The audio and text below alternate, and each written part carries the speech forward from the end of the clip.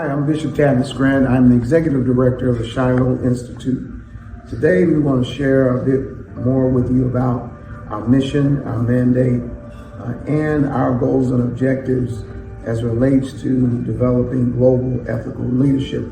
And with me is our Deputy Director, Dr. Jonathan Joseph Brown. Hello, thank you for joining us. Here at the Shiloh Institute, we are a global advocacy and leadership organization that is committed to the cultivation of global ethical leaders that will bring about change for good in the world. We believe that connecting with your leadership ability is also knowing your national, your ethnic, and your spiritual roots. We do that by connecting the diaspora with Africa and with Israel. And so we are so excited to go on this journey with you. You know, as of October 7th, the world will never be the same. It is like unto 9/11 here domestically in the United States. Seeing the terrorism, the raw human carnage that has occurred since October 7th in Israel. As we focus on Israel, the African diaspora, and then people of color globally, it is our cause and our mission to make human rights the right for everyone. And there are so many ways that you can join us. At the bottom of the screen, you see the hashtag Cease for Peace Now, a global initiative now to seize the opportunity to save more lives, to bring restoration, redemption, and reconciliation through this amazing element that we've been given. No matter your faith, no matter your ethnicity, no matter your culture, all of us believe that peace is best for all of humanity. And I personally would rather have peace on earth than a piece of the earth. You can go to ceaseforpeacenow.com and get our Cease for Peace toolkit and become a part of one of our global advocates and a part of our global alliance as we seek to expand peace around the world. Imagine, if you will, as we're dawning upon a new day across the globe, that men and women, children and families and communities are now embodying that teaching of our Lord and Savior Jesus Christ to become peacemakers. You can do it, we can do it, and we can do it better together.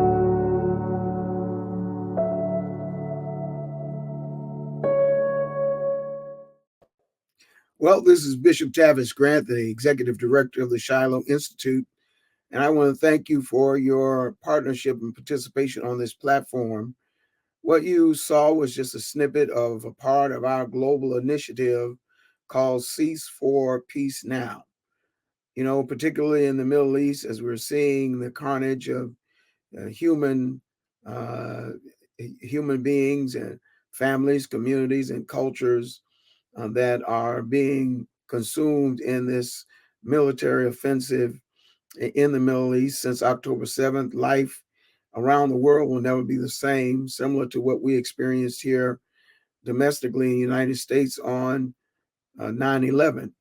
And yet there is this weapon that we have of mass, not of mass destruction, but of mass liberation, and it's called the power of peace. There's a phenomenal opportunity for us to become peacemakers. And later on in this presentation, you have an opportunity to go to ceaseforpeace.com and become a part of our global alliance and one of our international advocates as we promote peace all over the world. You know, I've had the opportunity, our guest that is coming now, to be in his presence for nearly 30 years as a young activist here in the city of Chicago, being exposed to him and his teachings and his prolific prophetic platform as one of two people that Reverend Dr. Martin Luther King ordained, and to know the legacy and the life and the leadership that he's provided, not just here in Chicago, but around the world. He's been a phenomenal leader in the Methodist denomination, but he stands head and shoulders above so many as God has given him a tremendous voice for emancipation, liberation, and for a force of unity in our humanity. So I want to welcome to the Cease for Peace Now platform Dr. Al Sampson, a, a voice of justice, a voice for liberation and emancipation. Welcome, Dr. Sampson. God bless and thank you for the opportunity, my bishop. I want to be able to say that I appreciate you and your ministry, along with my brother, Reverend Dr. Joseph. We are here because of one of the most important things that makes us a unique people. There's a word called human, and the hue is HUE. It's the color of our skin. And as we work on the content of our character, we need to understand that we're a sacred people found in the Songs, the first chapter, the fifth and the sixth verse. We're the only race of people, even in Jeremiah, the eighth chapter, the 21st and 22nd verse, where it talks about us being black. That's important on the HUE side, but it gives us a deep-seated understanding of why we are who we are and why we are doing what we have to do, because we've been called and appointed and anointed. Yes, I'm very fortunate to be the only member of the Southern Christian Leadership Conference under the leadership of my great leader, prophet in his own right, the Reverend Dr. Martin Luther King Jr., a brother named Tavis Grant, who ended up being a part of the SCLC movement. And when you go on my site, revalsampson.com, you will see the words that Martin Luther King spoke over me. The other two brothers that he ordained became assistant pastors of his daddy's church, Ebenezer Baptist Church in Atlanta, Georgia. But I'm the only one out of all of the ministers in Black America during that moment in time. I'm the only one that he ordained. And then I'm now the only one who his wife, Coretta Scott King, gave me a Martin Luther King watch. And with that responsibility, I'm one of the biblical scholars for the original African Heritage Study Bible with my beloved brother, who's deceased, Brother Kane Hope Felder.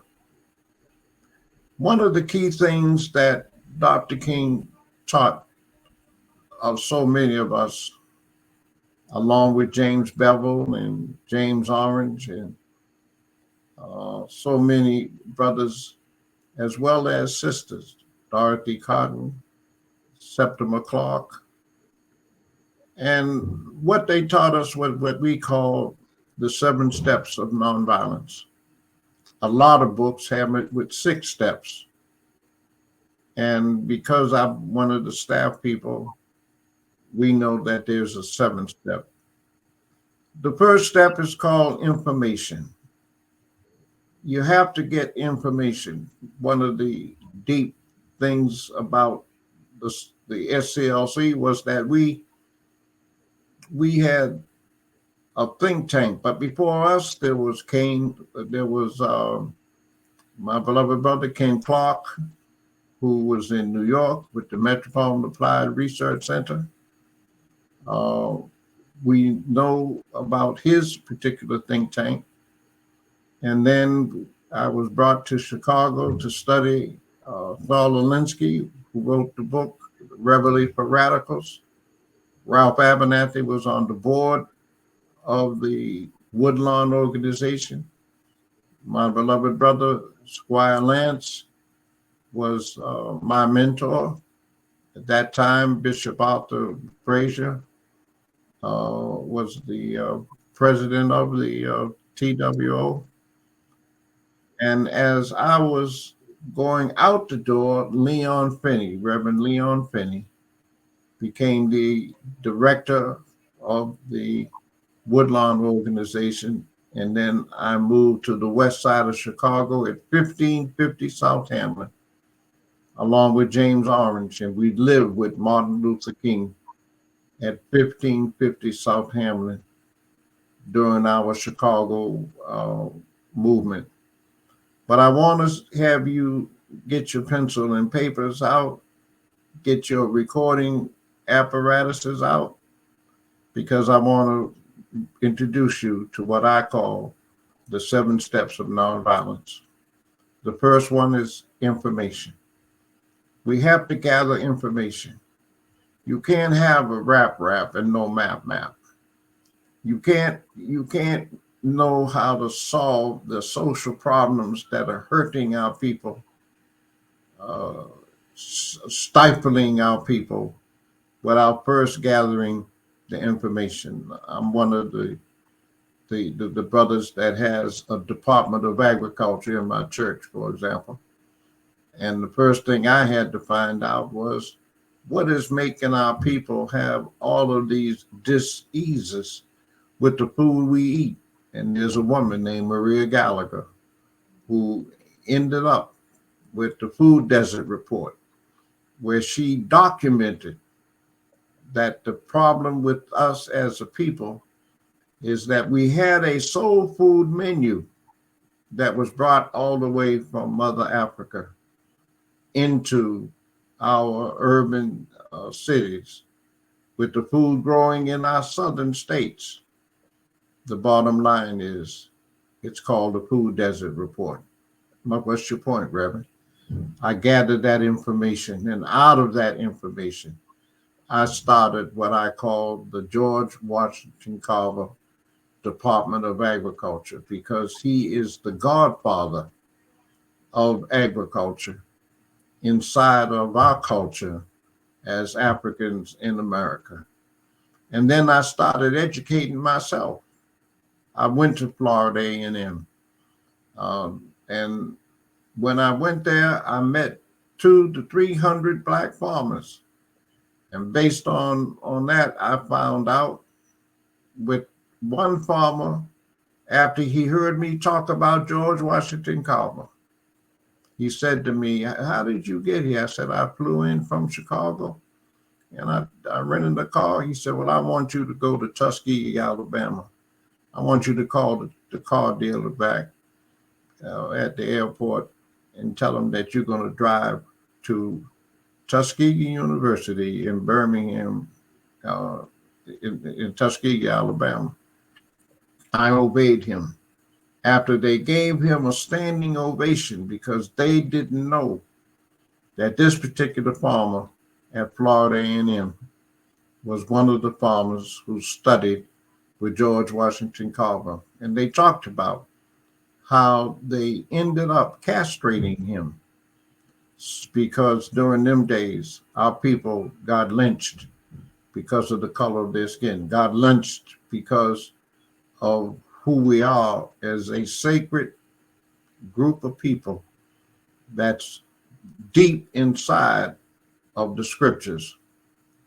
And then when you look at information, then you have to educate yourself and educate the community. And then you want to go for what they call purification. I was down in Mississippi. I got a telephone call through Dr. King. We were at a retreat in South Carolina, and we found out that Charles Evers called Dr. King, where a man named George Metcalf, who was president of the NAACP in Mississippi, he got his bombed when he turned the ignition on. And based on that, we went into Mississippi with a brother named Stoney Cooks, who was special assistant to Andrew Young during those days. Well, what ended up happening was I preached a sermon, Shadrach, Meshach, and the Bad Negro, I will not bow. And while I'm in the pulpit preaching, a white sheriff hands the preacher through the deacon a note. And the note said, as soon as that Martin Coon, they never called us Martin King, they always called us Martin Coon, said as soon as that Martin Coon gets through preaching, I want all y'all to get home. And there I am with the note, talking about three boys, Shadrach, Meshach, and the Bad Negro, Abednego, but I called them a Bad Negro. And with that note, I read it and said, you all can obey the sheriff, or you can believe in the scripture, where we will not bow. And we're going to have as soon as I get, we're going to line up. And because I'm a disciple of Dr. King, we believe in nonviolence. And I know the Deacons for Defense picked us up at the airport. I know we're here. But I believe in nonviolence. So I'd like y'all to let me close out. And we're going to check everybody to make sure they have no weapons on them, because we're going to march against the particular sheriff that had the audacity to tell us to get home. We take orders from God. We line the people up. And there were several thousand of us. And when we started marching, they had buses. After 2 blocks, they had buses ready for us. And we were sent to Alcatraz, the Mississippi State Penitentiary. And based on that, they stripped us buck naked, turned the air conditioner on, gave us a laxative. And for the first time in my life, I saw where Black women had to get stripped buck naked, just like us as brothers getting stripped buck naked. And based on that, I was so hurt because they cattle prodded Black women. And they were for the first time in my life, I had never seen women with that level of torture. And one of the key things when we look at that purification, it's information, education, purification, we did a fast. Why? Because when you're in jail, when you cooperate with the food, it means you are participating in the illicit relationship. And we did a fast and backed the food up, because we were in what we call as a step in nonviolence purification, because jails are economic propositions. And that's why we only stayed for less than 6, 7, 8, 9, 10 days. We shut down the system because the food started backing up in the cow, and the eggs started backing up in the chickens, because we did not want to participate in a relationship acting like we accepted the pain and the pressure and the tension that we were under. So fasting is very important under the steps of nonviolence. And then we were able to negotiate. And the bottom line is they released us. And right to this day, if you go to Natchez, Mississippi, you will see a monument with several thousand people's names. And they sent me a picture with my name on there as one of the people who went to Alcatraz, the Mississippi State Penitentiary. Now let me close out with the other principles. It was negotiations. We ended up, when we came out of the jail, The mayor of the town ended up giving us a key to the city because of our negotiation that they had no right, because we didn't violate any law, that we had the right to march at night. And no sheriff should have told us that we couldn't march and given us orders to go to bed after the mass meeting was over. So Dr. out of Sampson, that negotiation, Dr. Sampson, sure, let me ask you a sure, question there, because many of our sure, audience are just listening to the wealth and weight of your presentation. Talk to us about the state of yes, Black leadership, because you were part of a phenomenal youth movement that demonstrated a tremendous amount of discipline and determination in the face of death. And when you talk about these several steps, it is not as if you went to Google or went to some search engine and pulled them down. These were developed through right, some incredibly trying times, but these were students, freedom riders, the children of sharecroppers. It was a phenomenal landscape of individuals that yes. came out of that era, similar to the Moses Joshua paradigm in the Old Testament. Talk about the significance of that as you give us the additional steps, because we do have a generation that knew not Moses. We have a generation Yes, because did you're not absolutely correct. king and those Yes, personalities you're absolutely. who lost their lives in this fight. So talk about that, Dr. Sampson.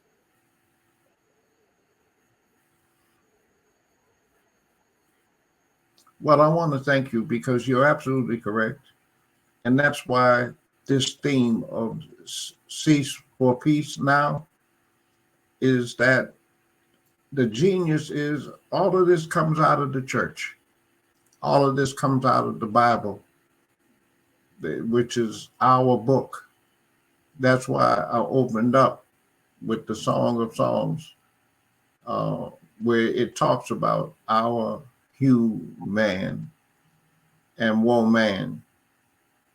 Martin Luther King said a person should never be judged by the color of their skin, but by the content of their character. And the idea of who we are and the way we studied Mahatma Gandhi with his understanding of nonviolence, even though he was not of our quote unquote religion, but he was our methodology. And the genius of Dr. King and all of us, even SNCC, the Student Nonviolent Coordinating Committee, which was found on my campus at Shaw University, Raleigh, North Carolina, when I was president of the NAACP at Shaw. And we ended up with SNCC, which is the Student Nonviolent Coordinating Committee with Stokely Carmichael and those brothers and sisters. And they adopted nonviolence, because for us, it's either nonviolence or non-existence. That's why I appreciate the Shiloh world of being able to say at this moment in history, ceaseforpeacenow.com. And I just want to close out with the idea of reconciliation, where you have to reconcile with yourself, with people who have tried to manipulate you and hurt you and hold you back. And then you have to go back what we call recreating. And that's why I call it the 7 steps of nonviolence. And the 6 steps are the ones that bring you to the 7th step, which is return creating. Because there's so many problems that are challenging us. There's so many institutions that are trying to control us.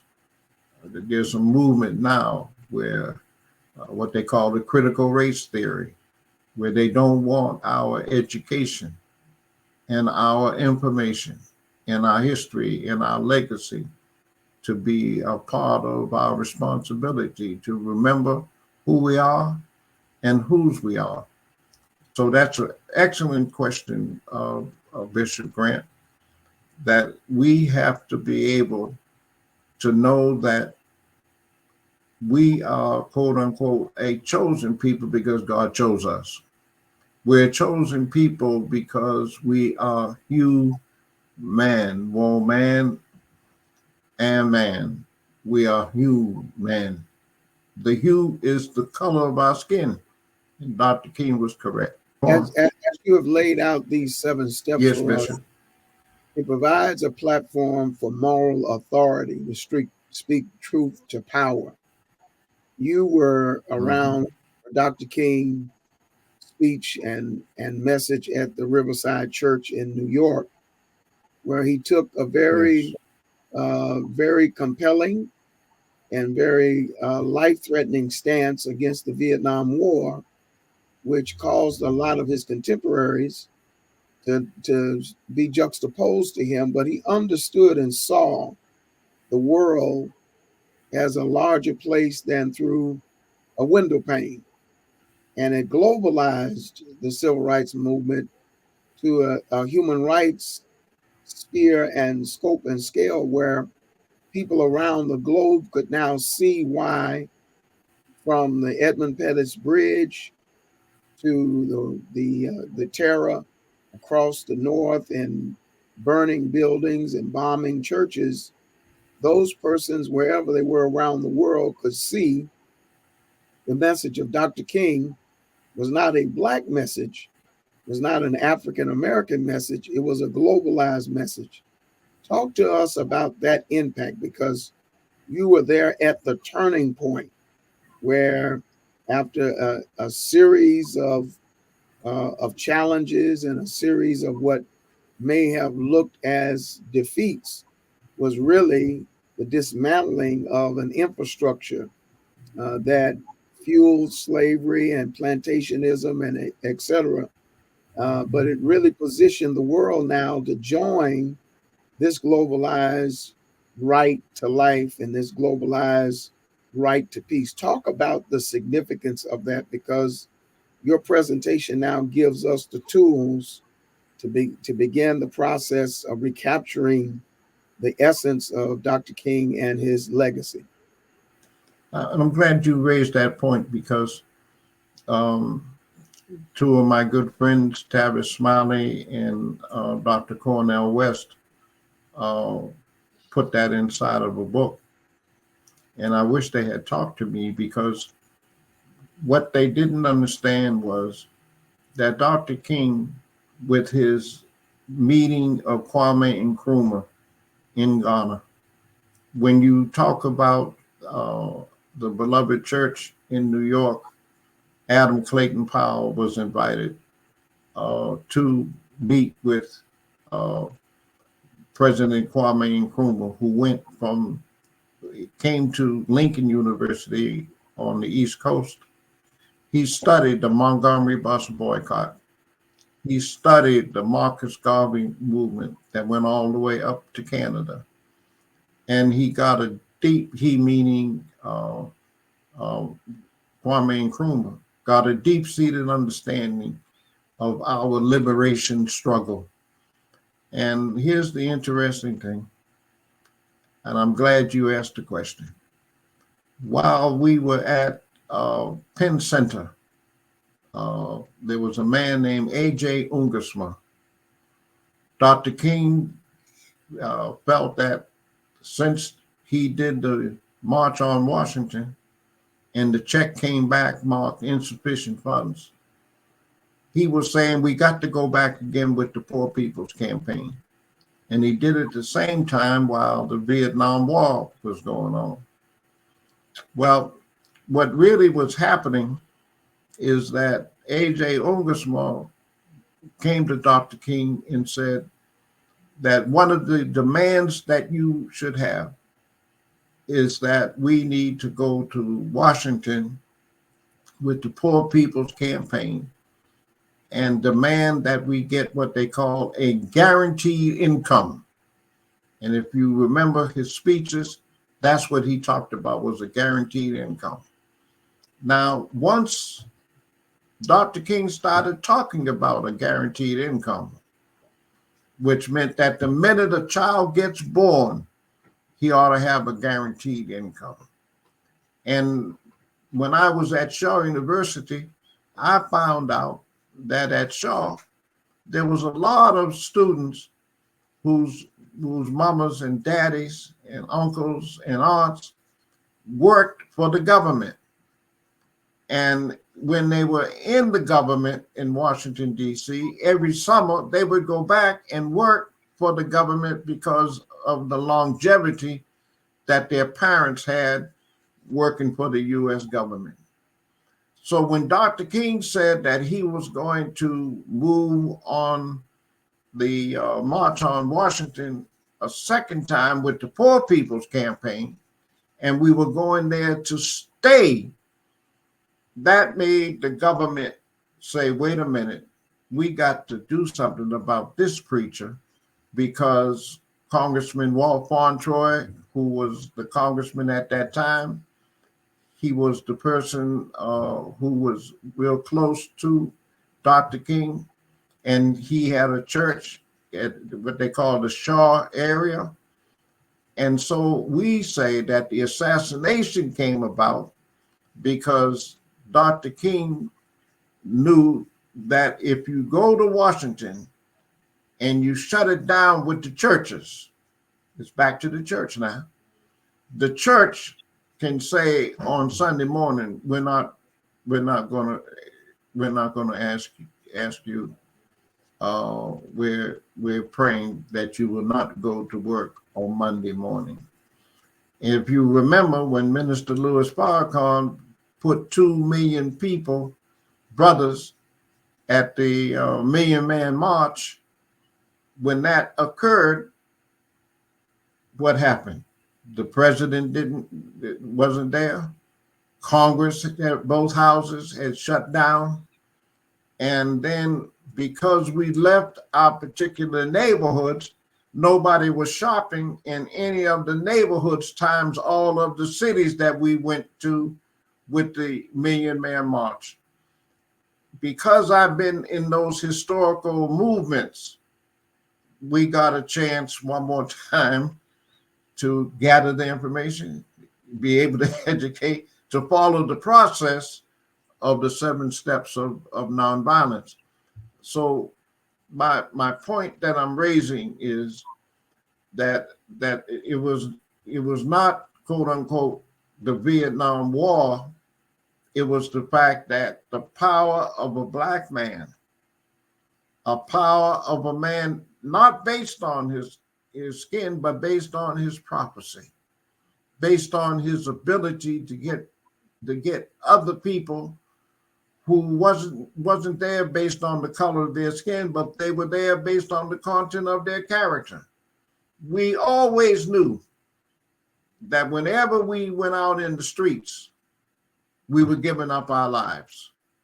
And we knew that only God would be able to produce the resurrection based on our crucifixion from the forces that did not want us to participate in the nonviolent peace movement. That's why I appreciate what we're doing with Shiloh, with the ceaseforpeacenow.com, because we're at a moment in time internationally, because we are international people.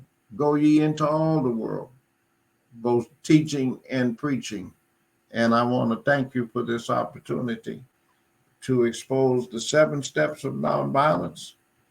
And the most important thing is to remember the history and the legacy of our people. And let me go back to the steps again: information, education, purification.